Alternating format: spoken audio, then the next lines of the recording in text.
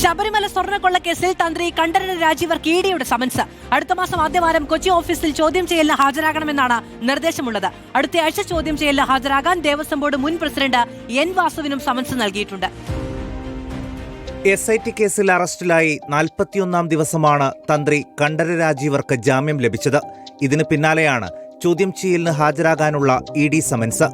ഉണ്ണികൃഷ്ണൻ പോറ്റിയെ ശബരിമലയിലേക്ക് സ്പോൺസറായി എത്തിച്ചതും സ്വർണ്ണപ്പാളികൾ കൊടുത്തുവിടാൻ അനുവാദം നൽകിയും തന്ത്രി ഗൂഢാലോചനയിൽ പങ്കാളിയായെന്നാണ് SITയുടെ കണ്ടെത്തൽ.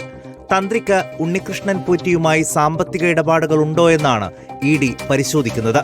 സ്വർണ്ണക്കൊള്ളയ്ക്ക് പുറമെ വാജിവാഹന കൈമാറ്റവും EDയുടെ അന്വേഷണ പരിധിയിലുണ്ട്. ദേവസ്വം മാനുവൽ ലംഘിച്ച് വാജിവാഹനം തന്ത്രിയുടെ വീട്ടിലേക്കെത്തിക്കാനുണ്ടായ സാഹചര്യവും അന്വേഷിക്കുന്നുണ്ട്. നേരത്തെ കൊടിമരം പുനഃസ്ഥാപിക്കൽ സംബന്ധിച്ച വിവരങ്ങൾ ദേവസ്വം ബോർഡ് ആസ്ഥാനത്ത് നടത്തിയ റെയ്ഡിൽ ED ശേഖരിച്ചിരുന്നു. നെടുമ്പറമ്പിൽ ക്രെഡിറ്റ് സിൻഡിക്കേറ്റ് നിക്ഷേപ തട്ടിപ്പ് കേസുമായി ബന്ധപ്പെട്ട ED അന്വേഷണവും തുടരുകയാണ്.